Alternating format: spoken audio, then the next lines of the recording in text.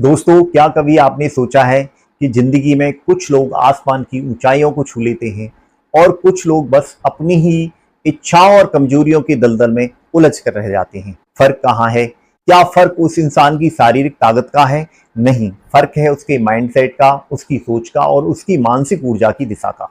आज हम एक ऐसे विषय पर बात करने जा रहे हैं जिस पर अक्सर लोग खुलकर बात करने से कतराते हैं, लेकिन यह हमारे जीवन का सबसे अहम सच है। हम बात करेंगे मानसिक ऊर्जा के प्रभाव की, काम इच्छा के वेग की और कैसे हम अपनी ऊर्जा को बर्बाद होने से बचाकर अपनी जिंदगी को एक अभूतपूर्व दिशा दे सकते हैं। सबसे पहले एक कड़वा सच समझते हैं। हमारे शरीर में कई तरह के स्वाभाविक वेग होते हैं, जैसे भूख का वेग, प्यास का वेग, नींद का वेग। उसी तरह एक मानसिक और शारीरिक वेग होता है जिसे हम काम वेग कहते हैं। लेकिन समस्या कहां से शुरू होती है? समस्या तब शुरू होती है जब हम इस वेग को अचानक पैदा हुआ मान लेते हैं, जबकि असलियत यह है कि इसकी शुरुआत हमारे माइंड और हमारी इंद्रियों से होती है। जरा खुद से पूछिए, क्या वे विचार अचानक आते हैं? नहीं, पहले आप अपने माइंड में उन विचारों को जगह देते हैं। आप गलत सोचते हैं, गंदा सोचते हैं, सोशल मीडिया या इंटरनेट पर वैसी सामग्री देखते हैं और अपने दिमाग में एक आग सुलगाते हैं।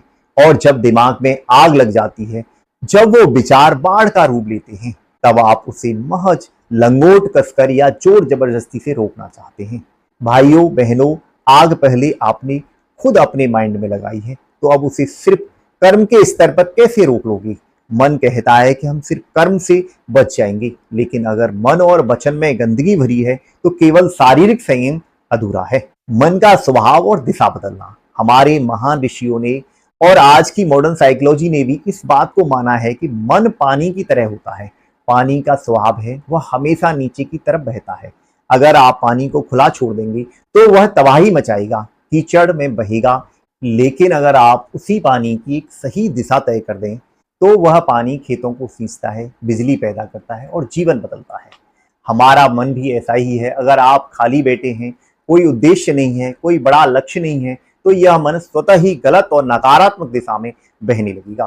कई अच्छे स्पोर्ट्समैन, देश के बेहतरीन छात्र और सफल लोग इन चीजों में क्यों नहीं उलझते? क्योंकि उनका माइंड एक ऊंचे लक्ष्य में व्यस्त होता है। अब बात करते हैं, हमें वेग को रोकना नहीं है, हमें उसका डायरेक्शन चेंज करना है। जैसे ही गलत विचार आए, अपनी ऊर्जा को स्पोर्ट्स में, शारीरिक व्यायाम में, पढ़ाई में या किसी सृजनात्मक क्रिएटिव काम में झोंक दीजिए। जब आपकी ऊर्जा किसी बड़े उद्देश्य के लिए काम करने लगेगी, काम वेग अपने आप एक उच्च ऊर्जा में बदल जाएगा। मन की शक्ति और यौवन सुरक्षा, भटकाव से संयम की ओर। हमारे जीवन में एक ऐसा दौर आता है जब शरीर और मन में बहुत से बदलाव होते हैं। इस समय मन का भटकना बहुत आम बात है। कई बार गलत विचार आते हैं और मन तुरंत उस काम को करने की जिद करने लगता है। यहीं पर असली परीक्षा शुरू होती है। इस प्रक्रिया को इस प्रकार समझें। जब आप मन के आगे झुक जाते हैं, जब जब गलत विचार आने पर आप खुद को रोक नहीं पाते और उन इच्छाओं के आगे हार मान जाते हैं, तब तब आपका मन और ज्यादा ताकतवर हो जाता है। यह ठीक वैसे ही जैसे किसी आदत को हवा देना। जितनी छूट आप मन को देंगे वह उतना ही आपको नचाएगा। जैसे कहा जाता है कि इच्छाओं को पूरा करने से वे घटती नहीं बल्कि और बढ़ती हैं, ठीक उसी तरह बेलगाम मन को बार बार बेचैनी और भटकाव की तरफ खींचता चला जाएगा। जब आप मन को रोकते और संभालते हैं, उसके विपरीत जब आप गलत विचार आए और आप थोड़ी सी हिम्मत दिखाकर अपने मन को उस रास्ते से हटा लें। मान लीजिए उस समय आपने कोई अच्छी किताब उठा ली, ध्यान मेडिटेशन करने बैठ गई, ईश्वर का स्मरण किया या अपना ध्यान किसी रचनात्मक काम में लगा लिया, तो आप मन को हरा देते हैं। शुरुआत में मन को रोकना थोड़ा कठिन जरूर लगता है, वह बार बार उसी तरफ भागेगा। लेकिन अगर आपने लगातार 3-4 बार भी अपनी इच्छाओं, विल पावर का इस्तेमाल करके उस पर काबू पा लिया, तो चमत्कार होना शुरू हो जाएगा। मन का कमजोर होना, जो मन अभी तक बहुत बलवान लग रहा था, वह धीरे धीरे कमजोर पड़ने लगेगा।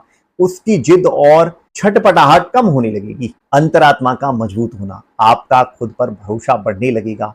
आपकी अंदरूनी ताकत यानी अंतरात्मा इतनी मजबूत हो जाएगी कि अगली बार भटकाव आने पर आप और आसानी से टिक सकेंगे। ब्रह्मचर्य और पवित्रता की राह, यह छोटा छोटा संघर्ष ही आगे चलकर आपके जीवन में एक गहरी शांति, ऊर्जा और ब्रह्मचर्य की असली ताकत बनाता है। बात आती है कि इस माइंड और इंद्रियों को काबू में कैसे रखें। इसमें हमारे खान पान का बहुत बड़ा हाथ है। जैसा अन्न वैसा मन। अगर आप बहुत तामसिक, अत्यधिक मसालेदार जंक फूड या बासी भोजन लेंगे तो आपके शरीर में गर्मी और उत्तेजना बढ़ेगी, जिससे विचारों पर नियंत्रण रखना मुश्किल हो जाएगा। अपने जीवन में सात्विक भोजन को अपनाएं। ताजा फल, हरी सब्जियां, दूध और हल्का भोजन। आयुर्वेद और पतंजलि योग के अनुसार सात्विक आहार हमारे मस्तिष्क, शव तन हल्का और शुद्ध होता है तो मन भी काबू में रहता है। समस्या की जड़ और इंद्रियों का द्वार। आयुर्वेद और वेदांत दर्शन के अनुसार हमारी 5 इंद्रियां, आंख, कान, नाक, जीभ और त्वचा, इस संसार के संपर्क साधने के मुख्य द्वार हैं। काम वेग सीधे अचानक शरीर पर हमला नहीं बोलता, वह पहले इन द्वारों से भीतर प्रवेश करता है। आंख सुंदर या उत्तेजित करने वाली हर सामग्री पर जब आंखें बिना सोचे समझे टिकती हैं तो दिमाग में काम वासना की भट्टी सुलगने लगती है। इसलिए अच्छा देखो, सात्विक और प्रेरणादायक सृजन को देखो। कान कान केवल आवाज नहीं सुनते, वे सीधे मन को प्रभावित करते हैं। गंदे या अशुद्ध संवाद मन को नीचे गिराते हैं, इसलिए उच्च कोटि के विचार और सकारात्मक बातें सुने। जीभ और रस, जिहाँ का संबंध सीधे हमारे पेट और मन से है। जैसा अन्न वैसा मन। अत्यधिक तीखा, मसालेदार या जंक फूड खाने से शरीर में रासायनिक उत्तेजना बढ़ती है। जीभ को साधिए, सात्विक, ताजा और हल्का भोजन अपनाएं। नाक और त्वचा, सुगंध और स्पर्श का सुख क्षणिक होता है। त्वचा के हर स्पर्श को ईश्वरीय बनाइए, यानी वासना युक्त स्पर्श की जगह प्रकृति का स्पर्श, ठंडी हवा का स्पर्श और योग व्यायाम के दौरान पसीने का स्पर्श महसूस कीजिए।